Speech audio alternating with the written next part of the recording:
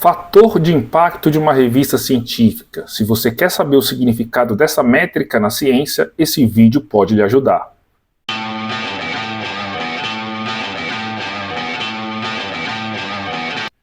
Bem-vindos a mais um vídeo do canal Fisiologia com o professor Cláudio Lira. Eu sou o professor Cláudio Lira, professor de Fisiologia Humana e Fisiologia do Exercício, e no vídeo de hoje eu vou comentar sobre o fator de impacto, a sua definição e quais são as suas utilizações.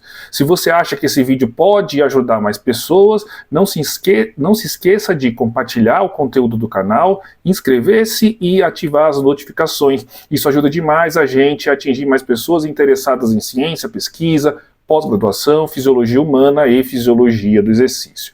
O fator de impacto foi criado por esse cidadão que eu estou mostrando aqui na tela, o Eugene Geffield.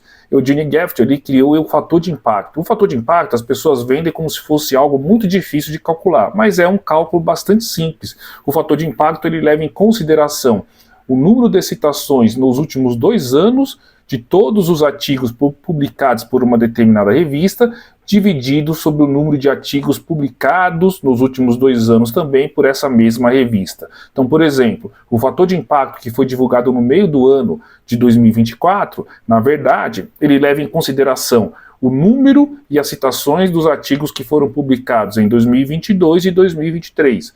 O fator de impacto que será divulgado em 2025 levará em consideração os artigos publicados em 2023 e 2024 e assim sucessivamente. Então, como resultado dessa continha, nós temos o fator de impacto. Trocando em miúdos e resumidamente, quanto maior o fator de impacto, melhor. Cláudio, existe um valor máximo? Não. Existe um valor mínimo? O valor mínimo seria 0, né? Se um conjunto de artigos publicados por uma revista nos últimos 2 anos não tivesse recebido nenhuma citação, e evidentemente isso mostra que o grau de penetrabilidade dessa revista na comunidade científica é um tanto quanto baixo. Evidentemente que aquelas revistas científicas com maiores fatores de impacto são aquelas revistas mais lidas, mais citadas, provavelmente aí que publicam trabalhos científicos de maior qualidade. Só para vocês terem uma noção dos valores. A Science tem um fator de impacto de 56,9, é uma importante revista científica, como você bem sabe. A Nature tem um fator de impacto por volta de 50,5. A British Journal Sports Meds tem um fator de impacto de 18,6. É a revista mais importante dentro da minha área, da fisiologia do exercício, medicina esportiva e áreas correlatas. Em que pese o fator de impacto ser bastante utilizado, trata-se de uma métrica que não é livre de limitações e de críticas. Não existe nada perfeito, o fator de impacto não seria diferente. Eu vou apresentar aqui para vocês alguma dessas limitações, desses vieses que acompanham o fator de impacto. Primeira limitação, pode existir um viés de campo. O fator de impacto ele favorece revistas em áreas de pesquisa mais populares ou com maior quantidade de citações, enquanto áreas menos populares podem ser subrepresentadas. Então, de fato, isso acontece. Na ciência, nós temos áreas que têm um grande número de pesquisadores, esses pesquisadores publicam um grande volume de artigos científicos e, evidentemente, que os artigos publicados nessas áreas têm a probabilidade de receber o maior número de citação, inflando assim, aumentando o fator de impacto das revistas dessas áreas, ok? Uma segunda limitação é o viés de idioma.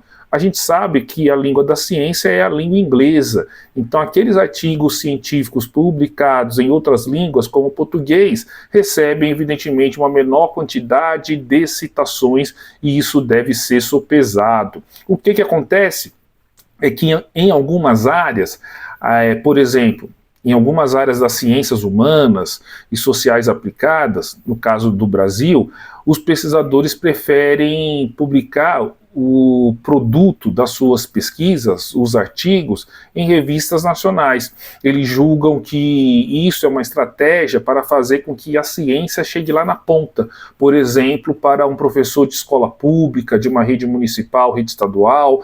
Eu concordo com isso, né, mas a gente deve entender que a língua da ciência é a língua inglesa, então esses professores, esses pesquisadores que publicam em português, geralmente publicam em revistas com menor fator de impacto, e o pior, às vezes a revista não é nem analisada e não recebe nenhum fator de impacto, ok? Lembrando que o fator de impacto, eu esqueci de mencionar isso, é uma métrica produzida por uma empresa, Clarivate, né, é a antiga Thomson Analytics, né, enfim, é a empresa responsável por divulgar o fator de impacto.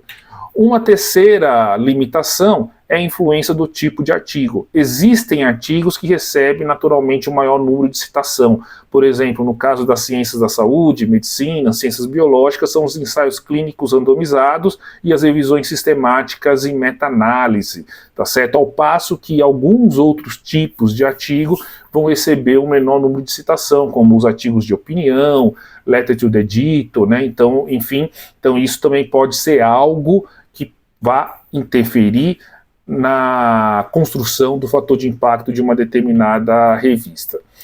Alguns também criticam essa questão da ênfase na quantidade sobre a qualidade, né? Então o fator de impacto, de acordo com essas pessoas, incentivaria as revistas a publicarem mais artigos para aumentar suas chances de receber citações, em vez de se concentrarem na qualidade ou na relevância científica do que está sendo produzido. Pode ser, tá certo? Mas tem que tomar cuidado, porque não necessariamente o maior volume de artigo determinará um maior volume de citações. Então, uma determinada revista que deseja, né, que tenha essa estratégia, pode publicar um grande número de artigos científicos, mas isso não ser acompanhado por um maior número de citações.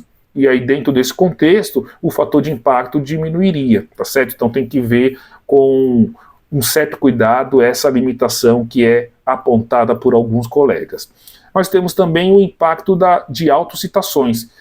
Algumas revistas podem inflar artificialmente seu fator de impacto através de autocitações excessivas. Isso já aconteceu e essas revistas foram penalizadas por conta dessa estratégia, por conta dessa política. Então, como que funciona?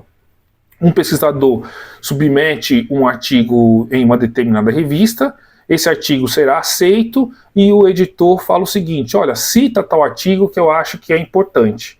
Só que esse artigo que o editor diz que é importante foi um artigo publicado na própria revista, tá certo? Então isso é uma estratégia utilizada, ou que foi utilizada mais no passado, menos hoje, pelo menos no presente eu desconheço, para inflar o fator de impacto. Existiram revistas, inclusive revistas internacionais brasileiras, são revistas brasileiras, mas de circulação internacional, que sofreram penalidades, perderam seu fator de impacto por conta dessa estratégia, ok? Então, isso é o fator de impacto. O fator de impacto é uma métrica muito importante na ciência internacional, é uma métrica levada em consideração pelos pesquisadores internacionais dos diferentes países, incluindo aí o Brasil. Tem limitações? Tem, mas é uma métrica mundialmente aceita e é uma métrica que nos permite avaliar a qualidade de uma revista científica e o grau de penetrabilidade dessa revista científica na comunidade científica. Espero que vocês tenham gostado, não se esqueçam de compartilhar o vídeo, se inscrever no canal e ativar as notificações. De novo, isso nos ajuda demais a atingir mais pessoas interessadas no conteúdo que nós estamos produzindo. Espero que vocês tenham gostado e até o próximo vídeo.